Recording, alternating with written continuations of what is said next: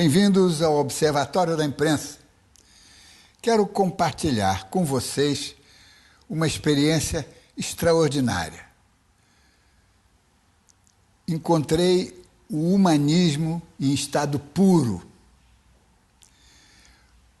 Entrevistei durante 50 minutos o sociólogo e pensador polonês Zygmunt Bauman, quase 90 anos, conhecidíssimo no Brasil, que não é apenas um homem cultíssimo, uma verdadeira enciclopédia. Ele é muito mais, mas muito mais do que isso. Ele é uma alma intensa, onde todas essas informações são processadas humanamente. Eu tenho certeza que vocês vão ter a mesma sensação que eu tive. Zygmunt Bauman nasceu na Polônia em 1925. Aos 89 anos, é um dos intelectuais mais respeitados da atualidade. Na juventude, serviu no exército da União Soviética e chegou a lutar na Segunda Guerra Mundial. Depois do fim do conflito, se formou em sociologia e deu aula na Universidade de Varsóvia. Perseguido por ser judeu, perdeu o emprego de professor e suas obras foram proibidas na Polônia. Eu acho que esse é um traço importante na história pessoal dele, não só na história pessoal dele, como na história da sua esposa, de Janina, não é? Ambos foram marcados pelo antissemitismo e pela perseguição aos judeus. No caso da esposa dele, a perseguição nazista, e no caso dele, a perseguição pelo regime stalinista. Né? Bauman permanece na Polônia depois da Segunda Guerra Mundial, portanto, no regime socialista, soviético, que toma conta da Polônia, e que foi um regime que não... Embora não tivesse o antissemitismo como uma ideologia de Estado, tal como o nazismo teve, era um regime no qual práticas antissemitas e valores antissemitas tiveram presente. Eles tiveram, os judeus da Polônia, diante de si, indiferença beirando hostilidade por parte dos compatriotas poloneses e hostilidade indo até o assassinato por parte dos invasores alemães. Então, ficou muito difícil essa situação. Acho admirável, principalmente os depoimentos dele com relação ao Holocausto. Ele foi judeu. Eu acho válidos, eu acho uma voz como a dele, que é prestigiada internacionalmente, continuar falando dos judeus, da perseguição, portanto, eu tenho muita admiração pela cabeça dele. Bauman se mudou para a Inglaterra, onde vive até hoje e trabalha como professor da Universidade de Leeds. Ele acredita que a sociologia é uma ciência que pode ajudar a desfazer impasses que atormentam a sociedade há séculos. Bauman é um pensador muito singular. Ele pertence a uma geração de intelectuais que pensa questões da sociedade com uma formação filosófica muito forte.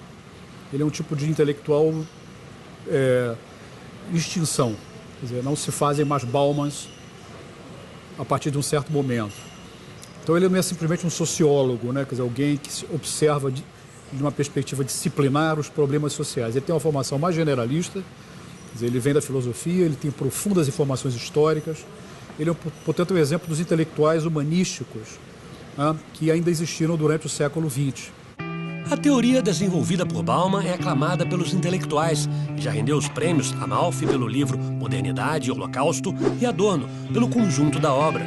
Bauman já publicou 35 livros no Brasil. Entre os trabalhos mais conhecidos está O Amor Líquido, onde ele analisa as relações nos tempos modernos.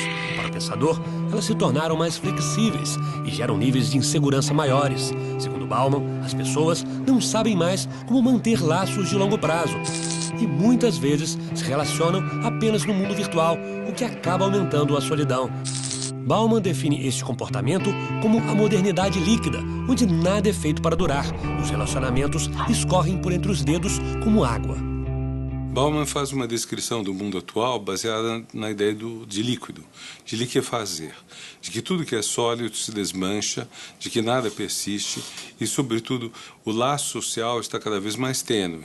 Ele dá como grande exemplo disso o que acontece nas redes, uma disponibilidade sem precedentes na história de opções amorosas, de consumo, profissionais, de viagem, que faz que nós estejamos o tempo todo seduzidos, mas sem dar densidade, sem dar continuidade, sem dar compromisso, sem construir vínculos. Essa crítica que ele faz, ela aparece na metáfora da liquidez, quer dizer, a ideia de que o mundo está se liquefazendo, que as interações são interações que perderam digamos assim, a sua estrutura, a sua organicidade, abrindo espaço para um mundo muito mais aleatório, no qual o sentido parece desaparecer ou se multiplicar infinitamente. Então ele é observador disso, né, de como é que a modernidade deu passagem a formas sociais dissipadas, enquanto que as crenças que a gente tinha até um século atrás é de que as sociedades civilizadas ou modernas eram sociedades integradas. A gente nota que, efetivamente, está muito fácil você desfazer uma relação. Também é fácil começar certas relações, mas desfazê-las é muito fácil. O descarte, antigamente, tinha rituais. Por exemplo, você se casava, casamento era indissolúvel, desfazer um casamento indissolúvel era muito complicado, às vezes significava você sair da lei, inclusive. Hoje foi ficando cada vez mais fácil. Hoje você desfaz um casamento num cartório, você não precisa nem ir à justiça. Quer dizer, nós desritualizamos a separação. E isso talvez seja uma coisa complicada, porque isso quer dizer que banalizamos a dissolução do laço. Você cria um laço, você fortalece o laço e de um momento para o outro você acaba com ele. Essa é uma experiência muito dura. Zygmunt Bauman também é um crítico dos meios de comunicação, que, segundo ele, ajudam a espalhar e a banalizar o medo. É uma crítica que chama atenção para a necessidade de mais lentidão, né? De mais reflexão, de mais hesitação reflexiva, né? E recusar criticamente a hipervelocidade, tá certo? A hipervelocidade que acaba contaminando e que é a característica central desse processo incontável de dispersão de imagens e de informação. Quer dizer, informação sem reflexão. Eu acho que esse é o dilema, a tensão para a qual ele está atento, ele chama atenção. Olha, o medo é um recurso de administração social. O Estado, quando administra o risco, então, o Estado e seus braços, o seguro, que nos empurram, que nos vende, sim, nós temos que fazer seguro, porque senão roubam um carro, mas eu tenho medo de que roubem meu carro. Ao mesmo tempo, o medo de adoecer e não ter médico, é esse medo que me faz ter um plano de saúde. O medo de andar na rua sem ter segurança, aí se multiplica o aparelho policial. O medo de que invadam as fronteiras nacionais ou outro país, e aí nós pagamos imposto para que o Exército supostamente defenda as fronteiras. Então, o medo é um recurso hoje do Estado. Professor Bauman, during the last 27 years, Zaha, the publishing house, published at least 35 titles with youth books, with a total of almost 600,000 copies. This is a literary phenomenon, because your books are not concerned with niceties nor mundane matters. It's substance. Yeah. How do you explain this record? Well, I learned it from you about these thousands of copies. Publishers never told me, so I don't know. But we have to go now to the... Right. But, you see, I consider my vocation, so to speak, the nature of the work I am doing, is called sociology. Sociology was a relatively new phenomenon in universities, 150 years old, at maximum 200 years, no more. And it entered the modern era, where it was born under the slogan of helping managers to manage people, to prevent workers from going on strike, to prevent soldiers from deserting the army, to prevent prevent children from missing school, how to fight things like juvenile delinquency, alcoholism, and so on.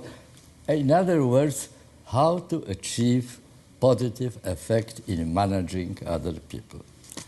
How to force or persuade or tempt other people to follow your own idea of order. And that was managerial philosophy of the time. Well, you are almost my age, not far, still far from it, but almost. And you remember Frederick Taylor, you remember Henry Ford Sr. They are the symbols of the tendency. Frederick Taylor, in his measurement of time and movements, assumed that the purpose of good management is to create a setting for the employee action that deprives the employee of options, of alternatives. He has to do what the setting dictates. And Henry Ford Sr. put it in practice. If you remember Charlie Chaplin from modern times, well, he actually replaced the subjectivity of the worker with the speed of conveyor belt, of the assembly line. Assembly line brings a detail, you have to manipulate, you don't have any other movement conceivable. Managers took upon themselves by cleverly designing the surrounding of the employee, took upon themselves responsibility for the results. They swore that if you only listen to me, if you design the setting of the workbench like that, the results will be positive. And sociology tries to meet the demand, to show what needs to be taken into account to achieve this effect. And to change also. Right. Mind you, it is not me who changed. It is the managerial philosophy who changed. Managerial philosophy today is very different. Managers no longer want to manage, no longer want to take responsibility for the effects of other people working. No, they move the responsibility on the shoulders of their subordinates. Subordinate must prove to the manager that he is worthy of keeping in work, bring the results. The meeting between the manager and the worker starts after results have been already brought in, and not before. Which means that on you, on me, on every other ordinary person who is in one or another form of employment, the burden of making decisions with your own life, understanding how the world is rotating, what is the mechanism between thinking and motives and results. Now, all that you have to acquire as your own skill. As a great German sociologist Ulrich Beck put it very concisely and very correctly, it is in our times the individual is expected and obliged to find individual solutions to socially created problems. If that is the case, for me, for some sociologists, it was a tragedy. There was, in 1990s, there was a panic among sociologists. We are losing touch with the public arena. What they really meant is that the old recipients of their services are no longer interested in this kind of services.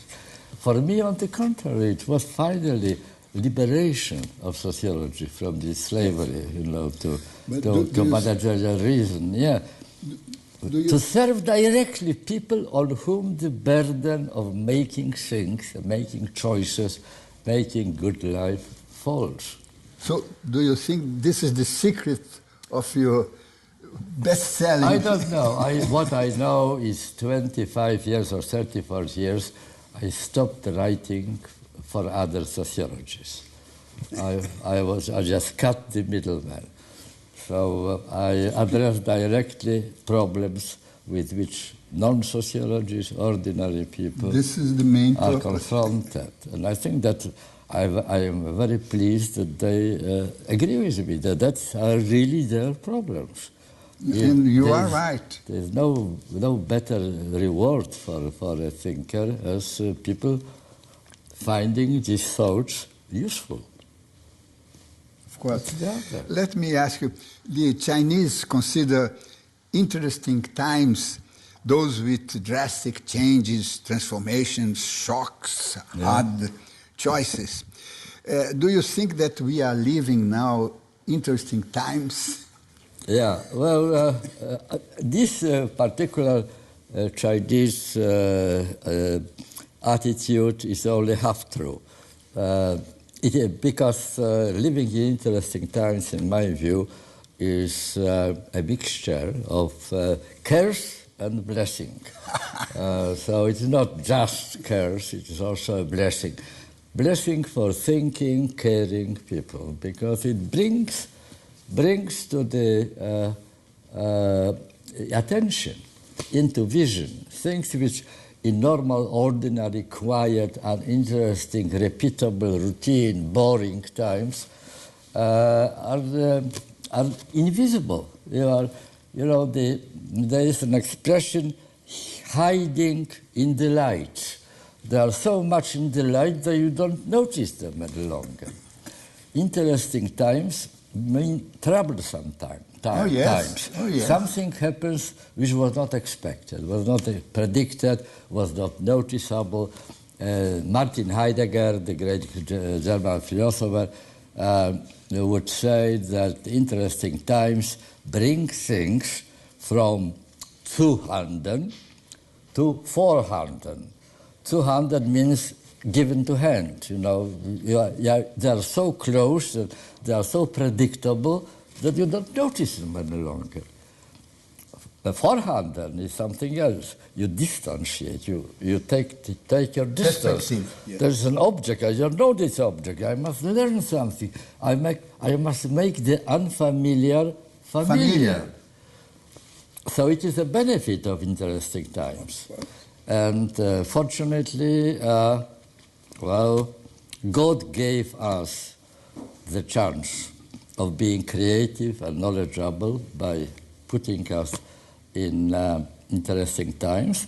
And as far as the curse side of that is concerned, unfortunately, it's our task to resolve it. O Observatório da Imprensa faz um rápido intervalo na entrevista com o filósofo humanista Zygmunt Bauman. Voltamos daqui a instantes.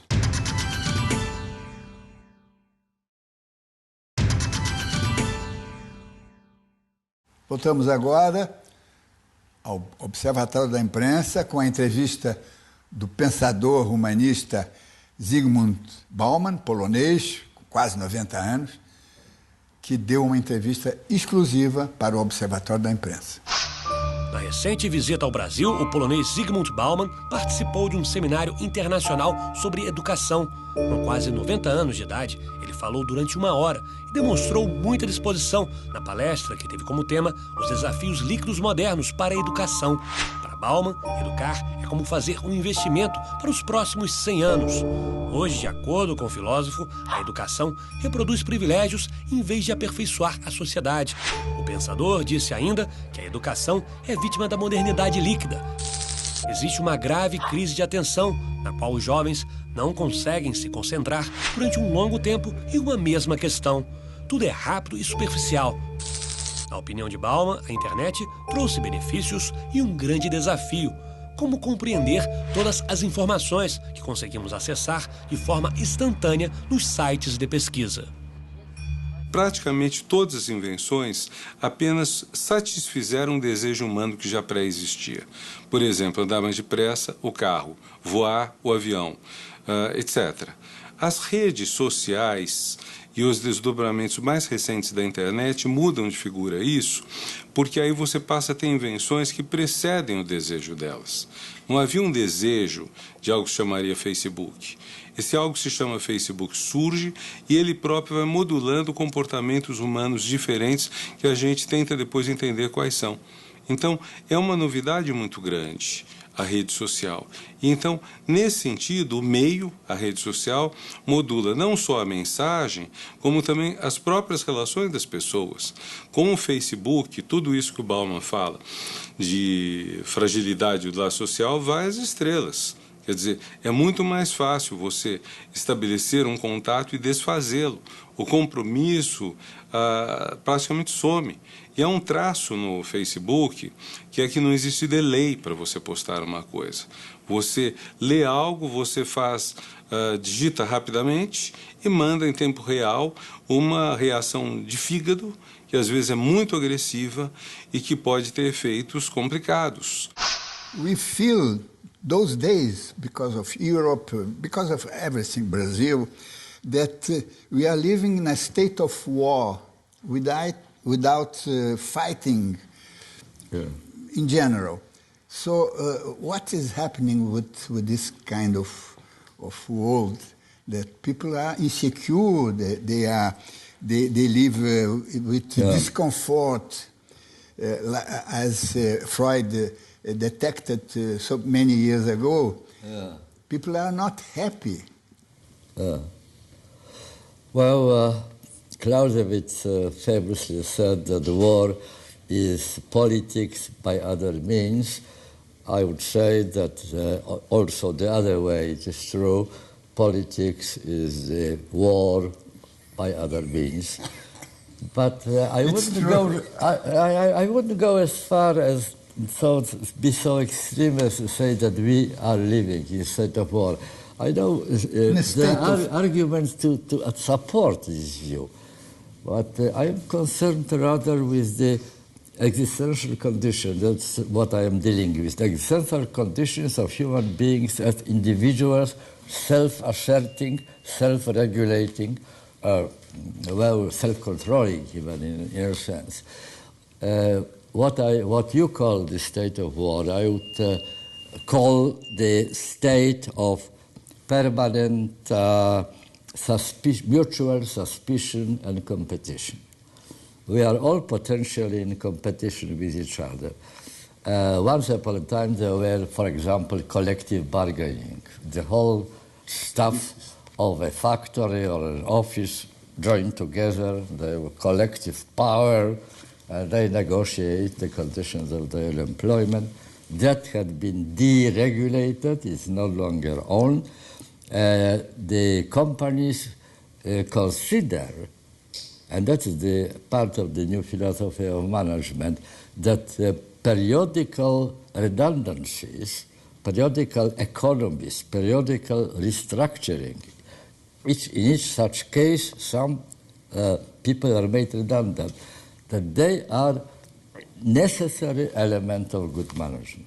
Necessary element. Why? Because it puts all the surviving members of the staff looking suspiciously to the neighbors, not uniting their interests to resist the employers, but on the contrary, trying to prove to the employers that when it comes to the next round of redundancies, he should be fired, not the other. Right. So we are forced in the situation requiring constant vigilance, mutual vigilance and competition. And that's what creates the atmosphere of war. Nothing is certain, nothing is secure. You have to look around, and be careful. Friends may turn into enemies. There's no point in developing loyalty to somebody till death do us part, because, come different conditions, different circumstances, the calculation of gains and losses may change, and so on and so on. Professor, we now live better and more. We are supposed to know much more. We demand, and sometimes we get more. but we are less repressed. Despite the fulfillment of so many dreams, we are still unhappy. And who is to blame? The economy? Or the other way? So what went wrong? Yes. Well, I wonder whether we are more knowledgeable than Aristotle. No. I am not, I am quite sure, but what about the others? It's not quite clear. E.O. Wilson, the great biologist, used to say that we are inundated by information and starving for knowledge, for wisdom, starving for wisdom. And he's right. When I was a young person, I believed, together with my generation and partly your generation, that what prevents us from resolving all issues in the world is absence of the right knowledge. We need more research, more funds for research, more data, more information. Now I believe that it is the other way around, that the main obstacle is the excess of knowledge, excess of information. We are flooded with information. Every day, the new information produced is, according to some statistics, 1,000 times bigger than the ability of human brain to assimilate. So whenever I put to Google a question about information on something, whatever it is, I get several dozens of billions of answers. So it paralyzes me. What I learn from Google is that I will never know what I know should. And that's not necessarily that I am much wiser than I was. You know, of course, I have childishly easy access to information. I don't have to go to the library, look for hundreds of books in order to find one information I'm looking for. It is all at the distance of my fingers. I can do it without moving from my chair even. Does it mean that I'm wiser? I am not sure. I am not sure. On the contrary, I am humiliated as not only not being wiser than I am, but the very impossibility of acquire the wisdom which allows you to really authoritatively, responsibly answer to the question which is in front of you. Fortunately, we have Mark Zuckerberg with Facebook. You know, we have Google. We have other things which supply us with what I know tranquilizers for recognize ailments which we suffer, like loneliness, lack of knowledge, and so on. You can have some sort of a substitute. The Google has the largest library in the world, but it's not a library of books. It is a library of snippets, of quotations, of bits and pieces, unconnected. Now, we can get every bit and piece whenever we like very quickly. But whether that amounts to better knowledgeability, I don't know. My general answer to your question is that I don't believe that we resolve issues completely, not only now, but also in previous epochs. Gordon Allport once said that we never resolve issues, we only get bored of them, abandon them. That's one part of the aspect, but the other is that all answers we are able to give are until further notice. They are bound to be left behind by further development of knowledge. It's all temporary. The trouble that we can get the complete knowledge of anything is mitigated by this service of tranquilizers, because what we are offered is not the task of getting the vision of the totality, but the great amount of footnotes in what we are writing. If you have 200 footnotes, it is scholarly, it's scientific, and that saves you this big trouble. But do you think that what humanity lacks is the human bondage? For instance, we never met, but we have something in common. Human bondage. Bondage, yes. We never met, but something we have in common. Well, there are points of correlation in our biographies, I think. To start with, we are coming from the same cultural heritage area, right? And we are born into it, in a sense, inherited it. On the other hand, we live through the same historical phases and experience them point blank, directly, not just reading books about them. A young person asked whether Napoleon or Alexander the Great lived in the same millennium. I find it difficult to answer. But, Mao Zedong. Well, but that's the problem. We have lived through the event. So I think we have in common. I don't ever suggest that individualization, which is really happening today in society, led to diversification, atomization of society. No, society has its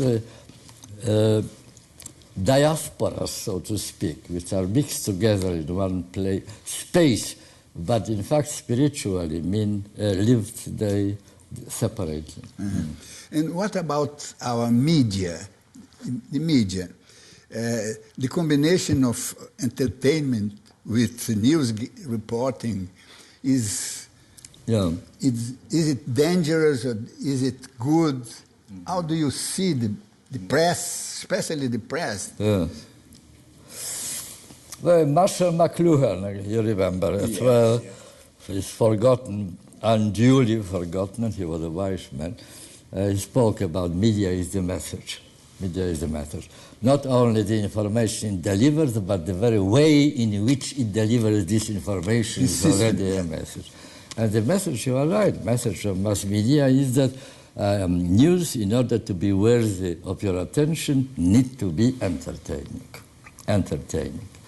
And that's a very costly effect because students more and more are expecting from their teachers in universities entertaining products. And for example, the plague of which university teachers complain quite widely is that students, not to mention book of the volume, of the size of War and Peace, but even one article which is prescribed to them to read, to read it from the beginning to end is beyond their ability. They get bored and they abandon it.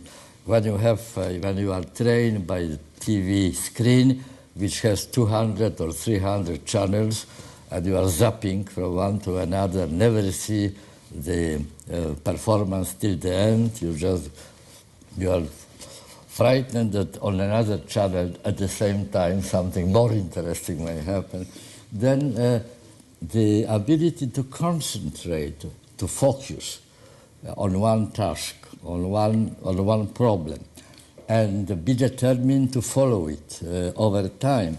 Now this skill, it's a very difficult skill, mind you. It has to be trained. Children don't get it from birth. They have to be learning. Trained. This skill is disappearing.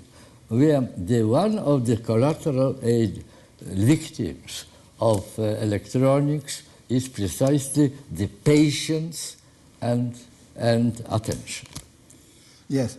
Some time ago, we were afraid of censorship, the police state, but now we live more or less in a free society, let's say it so, and there are other ways of subtract.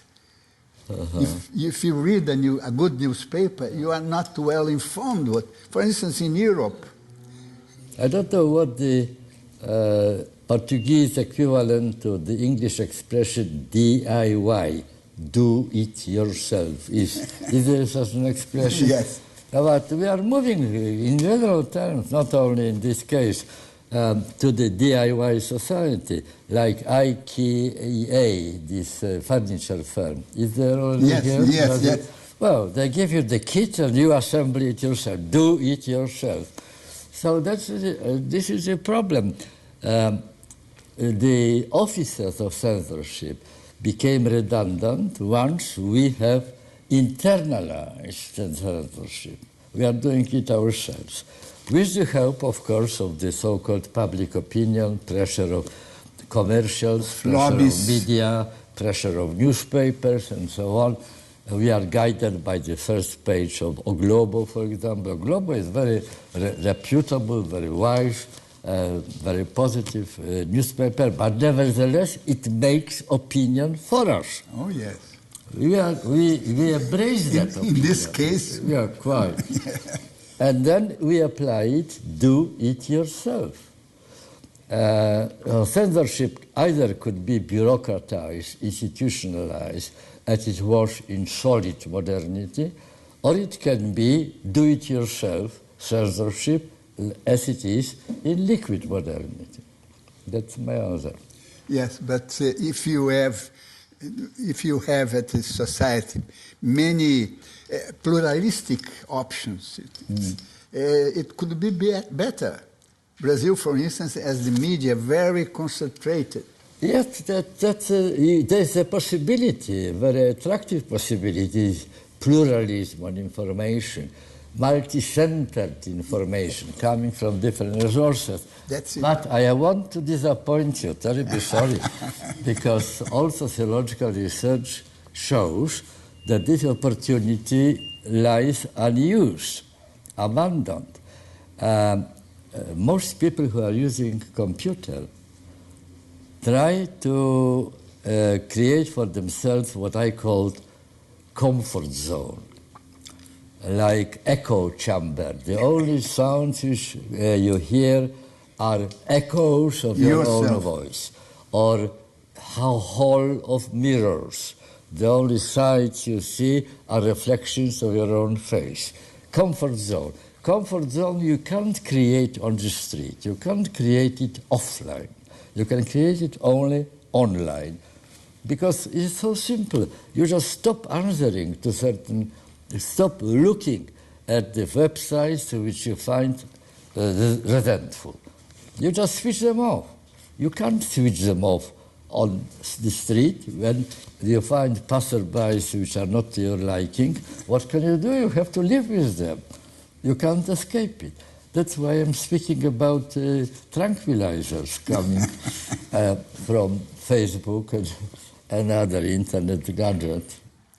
O Observatório da Imprensa faz outro rápido intervalo na entrevista com o pensador humanista polonês Zygmunt Bauman. Voltamos já.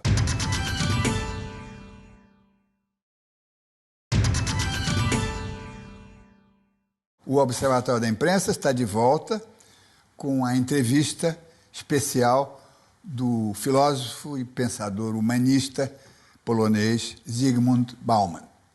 Do you think that we need new ideological options, for instance, thinking because of what is happening in Europe? Our political dictionary could not be enlarged, modernized, updated. For instance, liberalism means in economy one thing, in politics the other way. Couldn't be a liberal in both. No, I agree with you. I am aware of that problem. There is a problem revising the vocabulary which we use to describe and comprehend the world. Yes, that's very true, but words and things walk different ways. You know, one of my personal tragedies is that I produce a lot of words and I achieved very little deeds, if any. The world is not stripped of its evils. So I think that what is needed, you say new ideology, it is wider than new words, new terms, but I think that we should step even one step further and say, go beyond ideology. One thing is the conception of the effective collective action, and the other thing is conception of good life, which are both wrong in our society. The first one, conception of effective action, of resolution of troubles which we confront. It is a common belief, very seldom questioning, that the means, the cure to all kinds of social problems is increase in GNP, in the gross national product. Whatever is the problem, the reaction, we must produce further. Well, I just mentioned only on the margin that it is unsustainable because you cannot, on our planet, increase production permanently. There are limits. And the other thing is our conception of good life. Our generation, well, our power.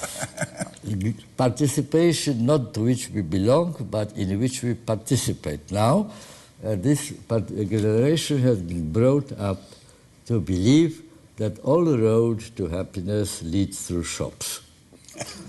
And that's also a catastrophic idea, because it spells a lot of trouble for our children, grandchildren, great-grandchildren. We are just living at their expense.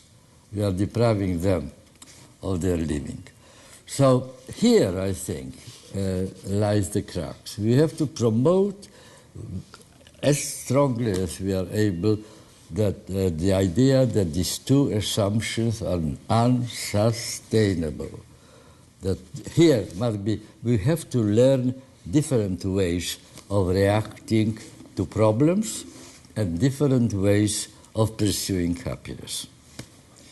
Next year, we'll celebrate 500 years of utopia. Next year. Thomas More wrote... 500, yes. Yes, 500. So, and we are seeing that, for instance, one of the good utopias of this moment is the European Union. Never we could imagine or dream that a voluntary integration in Europe for so many countries and no wars, no borders. And suddenly we see Hungary closing the borders because they don't want the strangers to come. Yeah. The Kurds. Building walls instead of bridges. Yeah. So we are seeing that utopia leads to dystopia. Yes, that's right. And next year we have to face the concept of utopia, an instant-made good society. My dear Senor Dines, don't you think that it is fate of all utopias? Oh, yes. Utopia is creative, is a blessing as long as it remains utopia, because it guides human dreams, human actions, gives you courage to act and things like that. But when it is proclaimed fulfilled, then the trouble begins. Then it transforms into dystopia. Dystopia. That's true. That's true. But do you think that the utopia of united Europe can go on? Well, I published a little book called I know. Europe, an Unfinished Adventure. I still consider it is valid expression. It is still unfinished and still adventure. We are still walking into the darkness because there is no precedent to European Union. That's the first thing such in history. that after hundreds of years of mutual enmity, bloody wars, devastation, suddenly all is forgotten, apparently. The Frenchmen kiss the Dutch, the German. Germans kiss the Frenchmen, you know, they go to visit each other, they appreciate each other's culture and so on. And the things unthinkable in 1930s when I was a child, that was beyond comprehension, impossible to happen. It did happen. And also, but the experiment in implementing alternative way of togetherness, this experiment is still continuing. And continuation means that there are all sorts of throwbacks. You encountered, for example, this influx of refugees, migrants. Previously, we encountered the collapse of the credit economy, of spending money which people did not earn, and that caused shattered the euro system and made it dubitable. But you see, one conflict after another. The history of the European Union is a long string of antagonism, of conflict, of troubles, of problems. But this can... But somehow it survives so far. It can be managed? Yeah. Well, you see, I constantly repeat that I'm pessimist in the short run and optimist in the long run. Good. I want to believe, and if people really believe that the European Union is workable, in itself it is already one of very important conditions to make it workable. And the more we are doubting that it is workable, the more doubtful its future is. So let's be careful. Let me ask a very short question, but very important. The future of Poland. Poland? Poland. Mm. The Yeah. country where Yes. you was born, and my father served in the army. So what is the future of... Because Poland suffered so many invasions and dilapidations, and now it's lost. It belongs to a new combination with Hungary, Czechoslovakia, and what is the future? No, it's not time or place to summarize Polish history. It's a very long history, very dramatic. I don't even attempt it to do. But I would like to bring to your attention, you know about it, but let's recall it, the geopolitical, so to speak, factors in the history of Poland. Do you know that between Berlin and Moscow, there's not a single mountain? It's completely flat. So all armies in the history of the conflict between East and West went through Poland.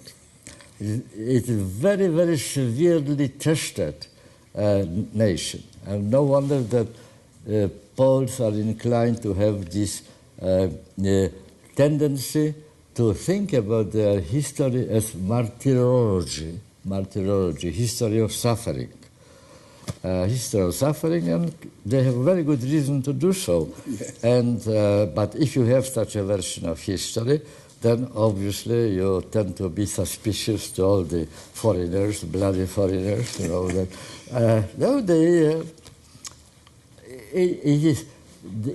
Poland is in much safer, stabler, acceptable, likable condition that it was 25 years ago. I would go further, that it was ever in its history. It's much safer. I remember when I was a child, Poland was surrounded by enemies. Now there are no enemies around. And we have to think about distant Putin in order to be afraid. Or Viktor Orban in Hungary. Right. Another question about Brazil. What do you think of the Brazilian miracle? A miracle? Yes. You think it's a miracle? No. People use it to say that yes. there is a... Well, I would say it is unfinished miracle. You are on the way. I wish you with all my heart to arrive there, you know.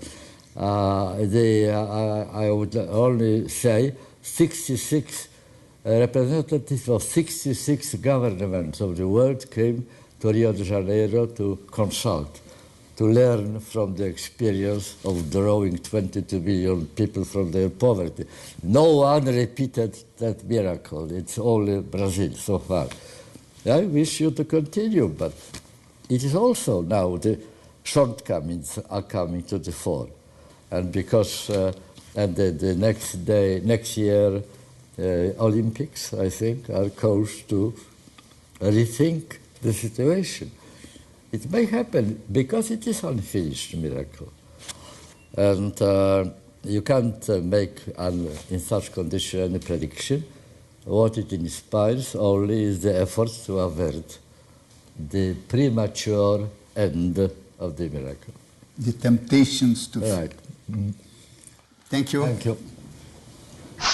Quando o Observatório da Imprensa terminou a entrevista com o pensador e humanista polonês Zygmunt Bauman, a sua mulher, que o acompanhou na fulminante visita ao Rio de Janeiro, me disse: já ouvi Zygmunt milhares de vezes e ele tem cada vez a capacidade de dizer uma coisa nova.